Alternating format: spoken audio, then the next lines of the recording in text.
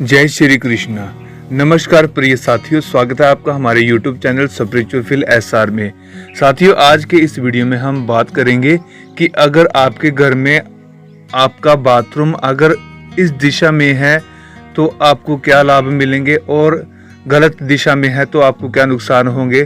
तो आप हमारे वीडियो को देखकर अपना बाथरूम चेक कीजिए कि कौन सी डायरेक्शन में है। तो आज हम आपको बताएंगे कि घर के इस दिशा में बना बाथरूम ले जाता है कंगाली की ओर, धन कुबेर भी हो जाते हैं काफी नाराज। घर के इस दिशा में बना बाथरूम ले जाता है कंगाली की ओर। तो इसके बारे में हम आज इस वीडियो में आसानी से आपको बताएंगे कि घर के अंदर बाथरूम का क्या महत्व होता है, बाथरूम के लिए सही दिशा का क्या असर होता है।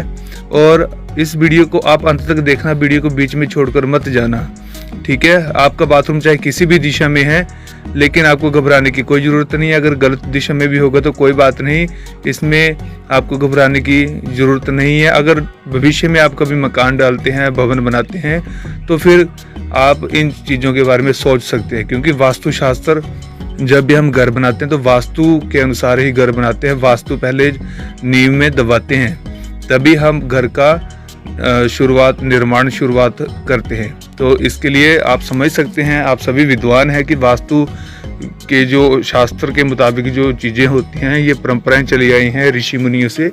तो ये चीज़ें कितनी महत्व हैं, तो आज हम आपको बताएंगे। देखिए, घर की दिशा, आकार और रंग का विशेष महत्व है जो कि शास्त्र में बताया है। अगर घर में कुछ भी नहीं है तो घर में नकारात्मक ऊर्जा है, जिसके कारण परिवारों को बहुत सारी समस्याओं का सामना करना पड़ता है। दूसरी ओर यदि घर विशाल के अनुसार बनाया जाता है तो घर में समृद्धि और सकारात्मक ऊर्जा होती है। वास्तुशास्त्र में बाथरूम को घर पर एक जगह माना जाता है जहां अधिकतम नकारात्मक ऊर्जा का उत्पादन किया जाता है। यही कारण है कि बाथरूम में वास्तु की देखभाल करना बहुत महत्वपूर्ण है। बाथरूम में दोषों के कारण मनुष्य वित्तीय समस्याओं के साथ साथ मानसिक और शारीरिक समस्याओं का भी सामना करते हैं। तो आइए जानते हैं कि बाथरूम से संबंधित युक्तियां जिनकी देखभाल करना आपके लिए बहुत महत्वपूर्ण है। तो बाथरूम वास्तु विकारों का उपचार क्या है। वास्तुशास्त्र के अनुसार शौचालय को कभी भी रसोई के सामने या मुख्य द्वार के सामने नहीं बनाया जाना चाहिए। देखिए प्रिय दर्शकों, इस एक ही लाइन में कितनी बड़ी बात लिखी हुई है विद्वान ने कि वास्तुशास्त्र के अनुसार शौचालय आपके रसोई घर के साथ या सामने नहीं होना चाहिए। देखिए, इसमें दो पॉइंट आते हैं कि अगर रसोई घर में आप खाना खाते हो और सामने बाथरूम है, अगर कोई सदस्य बाथरूम में अपना काम कर रहा है और एक सदस्य रसोई में खाना खा रहा है, तो वो कितना नकारात्मक प्रभाव आपके घर में बना रहेगा। तो ये साइंटिफिकली भी रीजन है और वास्तु के अनुसार भी, लेकिन वास्तु इसमें बहुत इंपॉर्टेंट है। इससे घर पीड़ित हो जाता है। अगर आपके घर के रसोई के सामने बाथरूम बना है तो इससे आपका घर पीड़ित हो जाता है, अर्थात बीमारियां लगती हैं। इसी समय शौचालय का सेट हमेशा पश्चिम या उत्तर पश्चिम में होना चाहिए। शौचालय उत्तर या पूर्व में कभी नहीं होना चाहिए। शास्त्रों में इस दिशा को भगवान कबीर माना जाता है। इस दिशा में शौचालय घर में पैसे की हानि का कारण बनता है। तो वास्तुशास्त्र के अनुसार बाथरूम को दक्षिण पूर्व या दक्षिण पश्चिम दिशा में कभी नहीं होना चाहिए। यह बुरी तरह से घर में लोगों के स्वास्थ्य को प्रभावित करता है और अक्सर घर के सदस्य बीमार होते रहते हैं। तो ये बाथरूम से जुड़ी बात है कि बाथरूम अगर सीधे सीधा कहें कि रसोई घर के बिल्कुल साथ है और रसोई घर के किसी भी डायरेक्शन में है तो यह बीमारी का कारण है। तो आपको मोटा मोटा मैं ये समझाना चाहता हूँ कि रसोई घर से थोड़ा दूर होना चाहिए बाथरूम, या घर के बाहर, या अगर घर के इंडोर में भी बनाना चाहते हैं तो जो दिशा आपको बताई है तो रसोई से बाथरूम की दूरी ज़्यादा होनी चाहिए।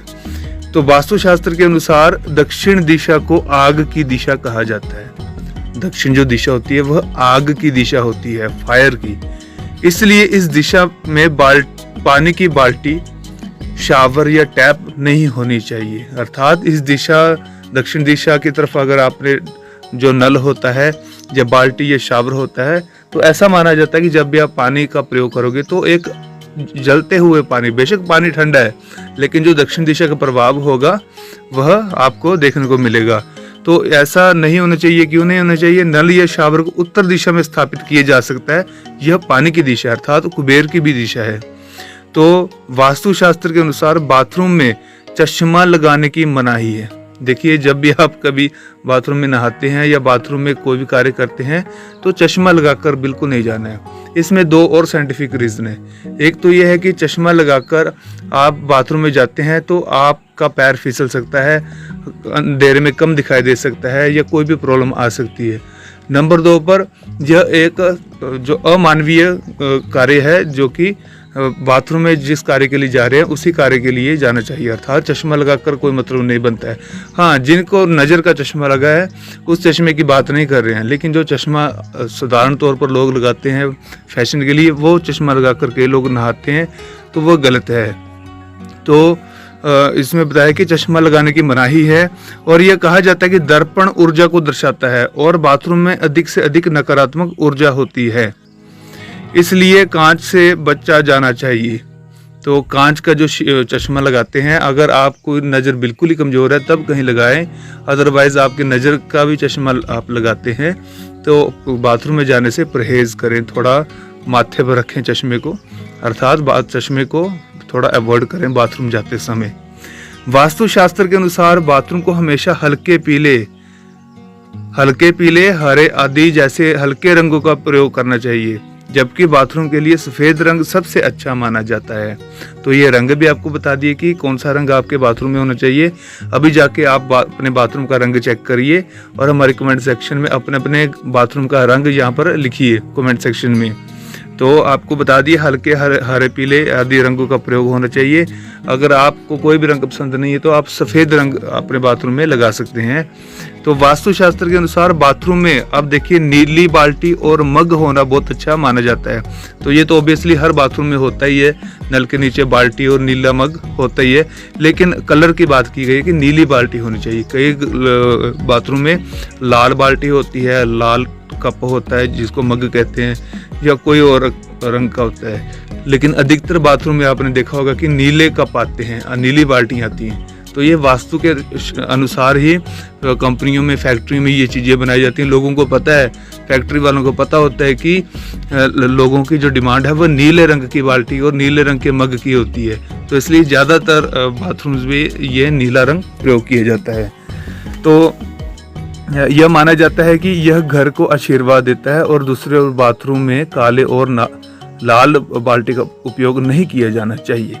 तो प्रिय साथियों, मुझे लग रहा है कि अधिक से अधिक लोग जो हैं वो इस वीडियो से संतुष्ट हो गए होंगे, लेकिन कुछ भाई बहनों के मन में विचार चल रहा होगा कि ये कैसी बात होगी, आज तो विज्ञान का युग है। तो देखिए, विज्ञान का युग है लेकिन शास्त्र जो है विज्ञान से पहले आया है, तो शास्त्र को ज़्यादा इम्पोर्टेंस देनी चाहिए। विज्ञान भी अपनी जगह सही है, लेकिन कहीं ना कहीं ये रंग और दिशाएं हमारे मन को प्रभावित करती हैं। तो इसलिए दिशाओं का ध्यान रखकर वास्तुशास्त्र का हमें सम्मान करना चाहिए।